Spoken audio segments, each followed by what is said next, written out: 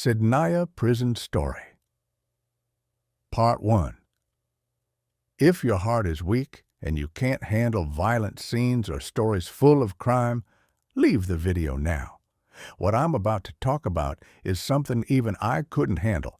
I spent a whole week mentally exhausted because of what I saw and the facts I heard.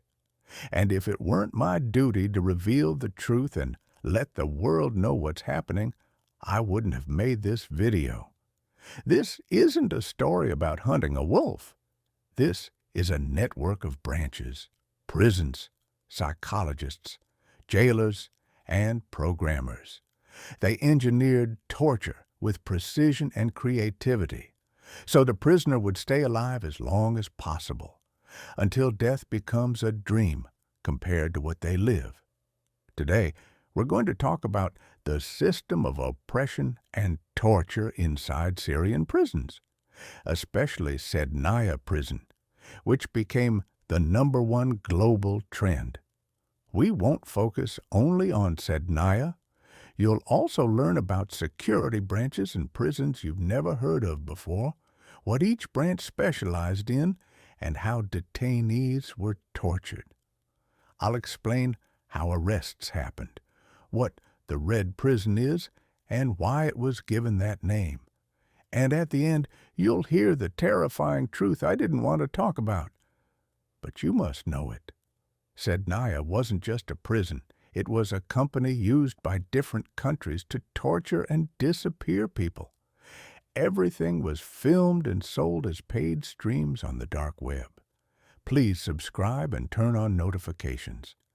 And if you're watching for the first time, welcome, because hearing the story from someone who lived it is different from anything you've seen. Before we talk about Saydnaya in 2024, you must understand that what you saw was the most advanced facility compared to other Syrian prisons, which are located in places your mind cannot imagine. To understand these prisons, you must know the crime of the people inside and why torture existed in the first place. The entire system was built on the mentality of Hafez al-Assad, who was known for saying in secret meetings, "Don't let the people love me. I want them to fear me. No one should speak my name out loud." This mentality created a huge network of security branches, each one controlling a specific group of people, and their power was higher than any official authority. In Syria, anyone could be arrested for no reason. A simple fight with your neighbor could end with a security report filled with fake accusations. When a branch wants you, they don't call you. They issue an order to bring you in by force. If a patrol or a checkpoint stops you, they treat you like a dangerous criminal because their orders are clear. Citizens must never feel safe around security forces. Once they take your ID, you start thinking, "What did I do? Am I wanted?" If you're clean, they return the ID with an attitude like they're disappointed. If you're wanted, they surround you quietly, take your phone, and arrest you immediately. Asking why only brings more beating and humiliation. Arrests happen secretly. No one knows where you were taken. If someone goes to ask about you, they might get arrested too. Many people stayed for months or years before authorities said, "Sorry, mistake." In Syria, even the head of a checkpoint could accuse you of anything if he simply didn't like the way you looked. The main reason arrests were secret is that families paid huge sums to find out in which branch their children were held, because the system really abducted people. For minor offenses, people could be caught at random by patrols or checkpoints and face hell. For major charges, arrests were executed with large patrols, sometimes over 30 vehicles with more than 100 officers, surrounding the suspect's house at early hours to prevent escape. Prisoners were beaten publicly, forced to witness family members beaten, and subjected to terror as a method of control. Charges could range from minor disputes to political opposition.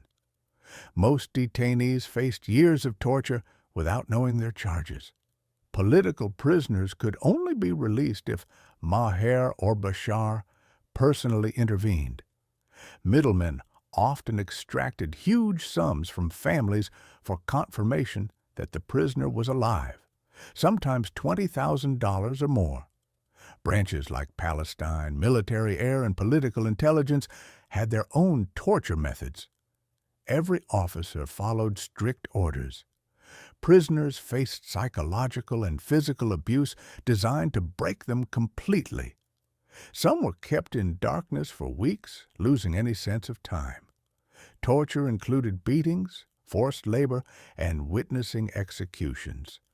Walls were painted with blood to ensure new arrivals understood that rebellion was impossible. Even families were terrorized, with minimal proof of life for enormous payments. Arrests could happen for minor offenses, mistaken identity, or political reasons. Saydnaya Prison alone housed tens of thousands of detainees with sections known as white, blue, black, and red. The white section held survivors, including injured or mentally affected inmates.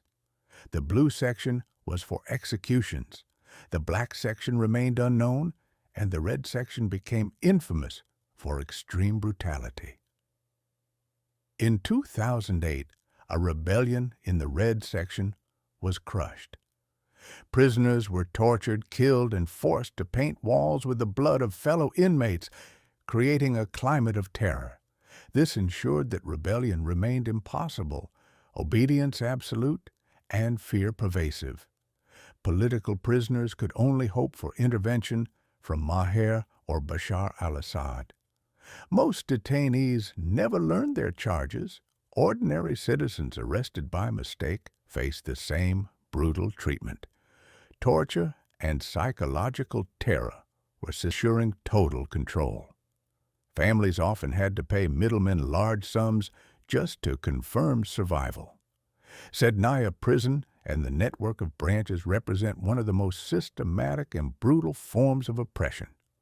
Secret arrests, constant fear, physical and psychological torture, and arbitrary executions ensured absolute control.